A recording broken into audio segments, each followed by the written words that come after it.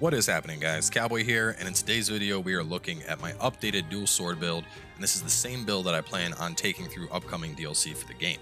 And this is very late game oriented, essentially the end of New Game Plus, and this is looking at just how far a build can go when you really decide to min-max things. So we've essentially taken our previous dual sword build, working with a Master Swordsman's power, and we look to cut the slack and maximize this as much as possible to keep the same defense we had before, but become even more of a beast offensively, and this is what we've come up with. We're still going to be working with this set. We're picking up the Samurai from the Dark Lands for the rage duration increase. We're picking up a hefty amount of poison damage from Coiled Snake, and both of our accessories, as well as down here with Yatsu no Kami. And essentially, when we pull all of this together, we get a build that does some pretty crazy things. We have an extra 30% active skill damage. We have an extra 83.5% melee damage versus poison enemies. We have a extra 30% duration on rage, 38% increase in windstorm, and 15% sign of the cross damage, and 51.7% poison accumulation. So as you can imagine, this build gets pretty toxic pretty fast. So to jump on into where we get the sets for this, to start, Master Swordsman's Power, this comes from the dojo mission for dual swords. You need to farm that guy until you get the text for the swords, in addition to the armor. Gozu Tenno's axe comes from the duel against the Samurai from the Dark Lands. You can get the plans for the axe or just an axe itself there. Warrior the Westbow, you can farm off of the final boss or a couple of the late game bosses. Raven Wing, we get off of Psycha. Coiled Snake Helm, we get off of the Dung Lover guy's quest that is in Bird in a Cage. You have to give him 30 pieces of poop and he'll give you the plans to craft this. Yasakani, we can get from killing the final boss in New Game Plus or doing the Abduction Farm. You actually can get it from anywhere, but those are the two places I would suggest getting one. And lastly, Toshi's Abacus, getting a divine version. This came from the Abduction Farm. A really solid piece to round out the set. So to jump in depth into the stats, the sword hasn't really changed all that much. We're still going to run attack bonus skill or attack bonus heart. You're going to want poison accumulation, either final blow or grapple damage, life drain of some sort. I prefer melee attack. And then we're going to be picking up imbue poison as opposed to imbue water. Now water is going to give a flat 20% increased damage to enemies. Poison, however, with the right pieces, as you saw, we can ramp this up to a ridiculous increased damage. Lastly, I have an active skill key damage. That's the best inheritable I've found that's not going to conflict with anything else. Just allows us to do more key damage to the yokai with our skills. Gozu Tenno's axe, the stats don't matter. We're picking this up for the 30% increased rage duration, and we're obviously getting a 2-piece bonus with 1 piece because of Yasakani. Same sense with Warrior the Westbow. Picking this up for health, picking this up for life drain on Bullseye. Now, as for the Coiled Snake Helm, while you can't inherit something like Windstorm, how we have on our other pieces over to it, this comes with an extra bonus of melee damage versus poison enemy. Now, the highest I've seen this base roll as is 14.8. I feel like it can be 15%. I haven't seen it myself. The 15% would probably go up to 17, but whatever. We still got a hefty bonus here. Beyond that, we're just going to look for things that are going to help us in general, like key, life, backstab damage taken, the elixir bonus, and then you're going to want to inherit attack onto every single piece of gear. So as you can see, I have attack, attack, attack, attack, attack. Beyond that, on these 4 pieces of gear, we have windstorm damage increase. You can't put that on the helm because it conflicts with melee damage versus poison enemies. And I also have elemental damage taken while guarding on the helm, the chest, and the gloves. This is going to give me 100% damage reduction against fireballs or any of that crap as long as I'm blocking. Beyond that, life recovery on Amrita bonus and defensive bonus with Amrita gauge. Nice pickups on the chest. On the gloves, I went with the elixir bonus, attack, projectile damage taken, and then the elemental damage taken while guarding. On the waist, we picked up the key recovery bonus to Amrita gauge, tenacity, dodge key, consumption, and life, and then dash and dodge key consumption, faster wind recovery, and running speed. As for our 2 accessories, melee damage versus poison enemies and poison accumulation, beyond that, you can run with what you'd like. I have luck and item drop on both still because I was using these in my farming set, and I don't want to roll that stuff away because then it'll just suck. Anyway, moving on down, poison shurikens. Now you can either use poison shurikens or the beetle powder. The beetle powder is the one that creates the big poisonous cloud. That works really well against some bosses, but for the most part, I find poison shurikens are great to get poison up. We can get poison up on our weapon, but what we want to do is apply poison at the start of a fight, and then keep the poison going to maximize our damage potential. So poison shurikens are going to be great in that regard. Barrier talisman and weakness talismans, kind of no-brainers here.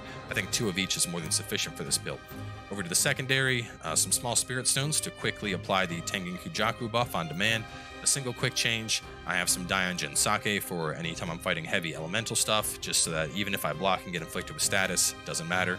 And then lastly, I have an Earth Folding Talisman on. This is pretty expensive to equip, but I just find it really convenient to have this for the sake of farming, so I'm not burning through my things to teleport back to the shrine. Moving on down, Tengen Kujaku. We're going to be running this for the stance-based Amrita bonus. This gives us the big defense boost in mid stance, or the big offense boost in high stance. Just a solid choice here. When we're looking to maximize our damage, nothing's going to really be able to beat this. Magatsu Warrior Core. This is going to boost up our active skill damage and give us the cumulative charge bonus. Yatsu no Kami for more melee damage versus a poisoned enemy, and then Toxic Slime for more poison accumulation versus the enemy. Between having these two, we have a huge amount of poison going out. I mean, you saw in the stats earlier, 50% accumulation and like, what was it, 82 and some change for increased damage versus something when it's poison. It gets silly. Moving on from there, as for our secondary, there's a couple different choices that you could go with here. Personally, I'd recommend Kagewani because he is going to give you the life drain on Yokai ability hit and increase Yokai ability damage. Alternatively, you could pick up the final blow damage here, but we're not benefiting from the fire. And if you're a big fan of your abilities, Hakutaku is nice because we're getting a 10% damage boost and a 5% damage boost to Phantom, and that will synergize really well with either Yatsu no Kami, or if you want to work in Otakumaru, it'll boost his damage by an additional 15%.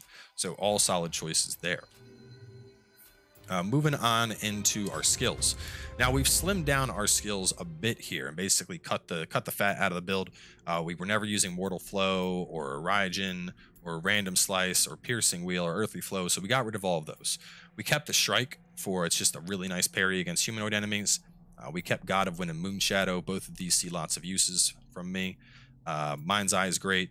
Dual Dragon I find is a great ability. You get that damage bonus from behind, really good at applying elements.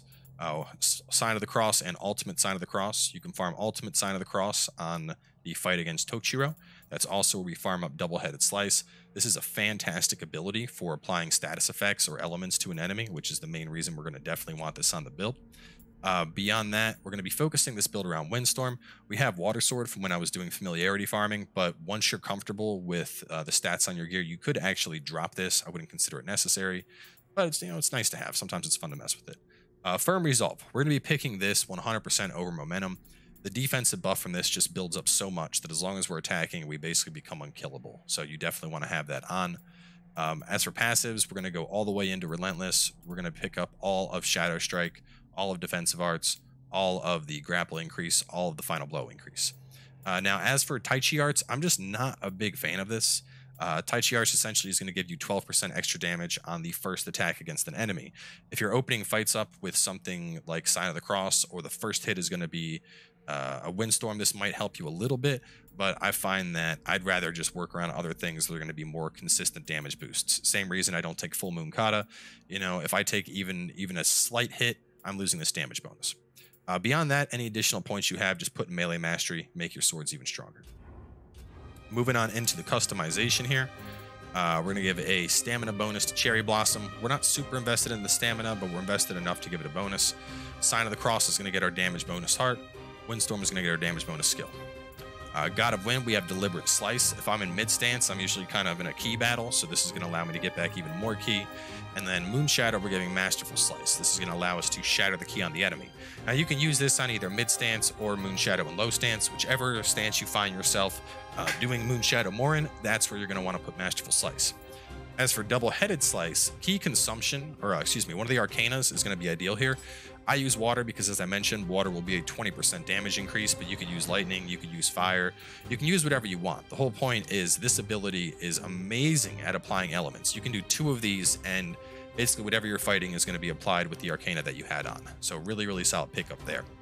Now, as for our stats, 2 primary stats for this build are going to be skill and heart. You're going to want to dual remodel your weapon for those as well, so take them both up to 99.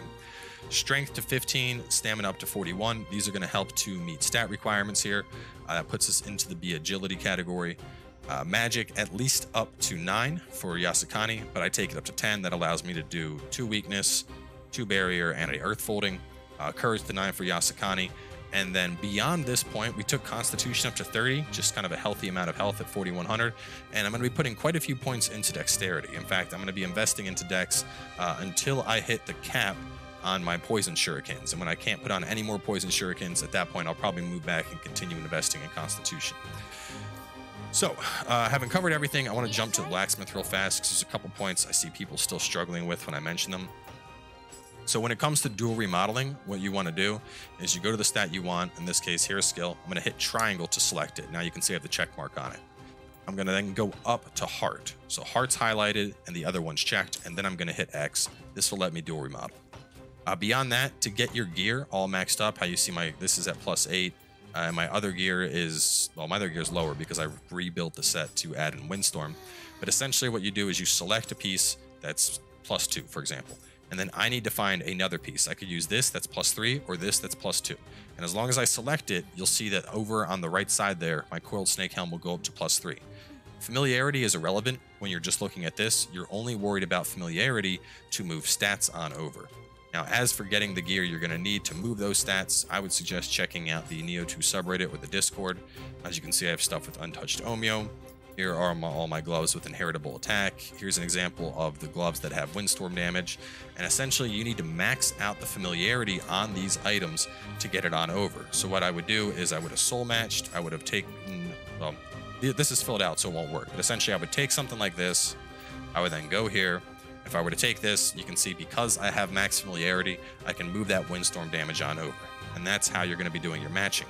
Now, as for farming up that familiarity, I have a separate guide up that's going to talk about that. I'd suggest watching that. And for a lot of people, you know, this may be overkill.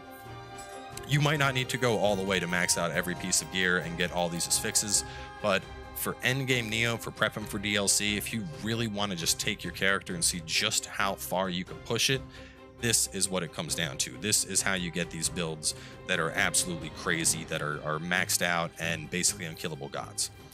So with all that, we're going to jump in and do this one. This is the current Twilight mission for the day. I need the Umbra Sight, and I wanted to make a build video, so win-win. Now we're going to be going through a variety of different missions, so I'm just going to bang this one out, go fight a big boss opponent, go fight a human opponent, probably do my punching bag mission.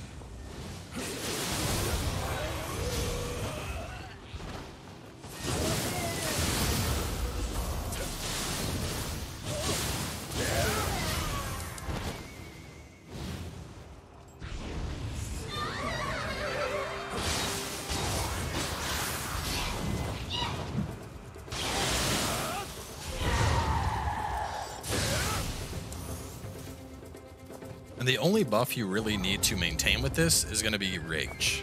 You'd want to put up Rage before an encounter. Beyond that, if it falls off, it's not a giant concern. It's just getting it on up so that we can...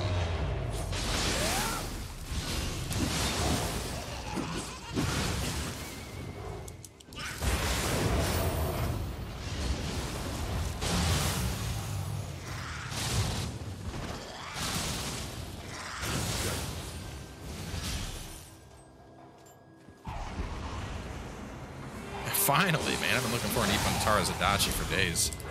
And look how much healing we have coming in just from us fighting.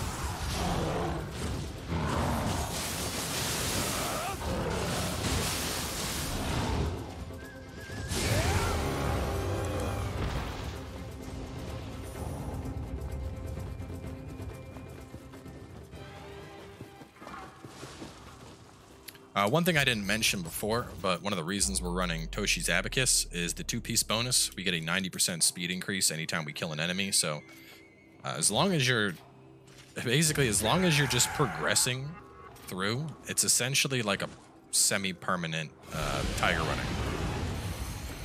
Just constant speed bonuses. Which is really nice for going through levels, especially New Game Plus.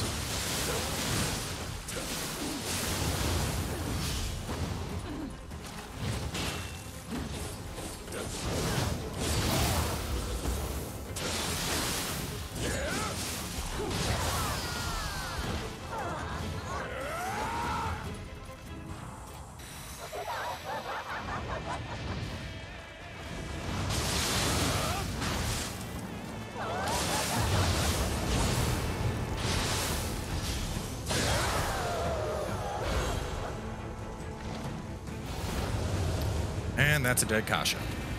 Next up, we got Mataza. This is, I think, one of the more annoying humans generally, but...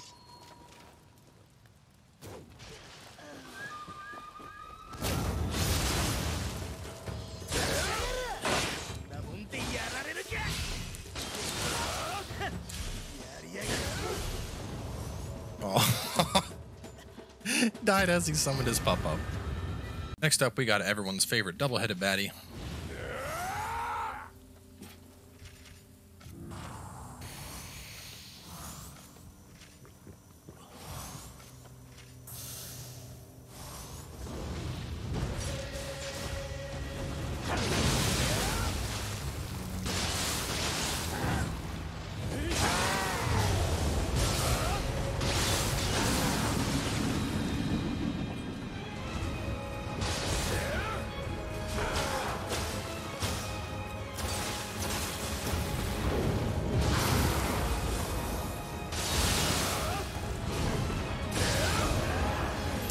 Ryuman down.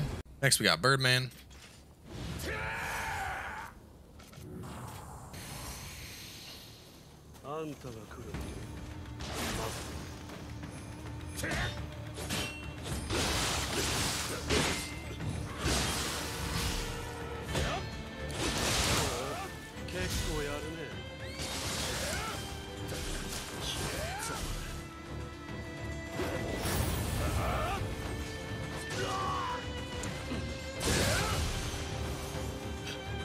And lastly, we're going to do my favorite punching bag mission, just to really show off the slaughter.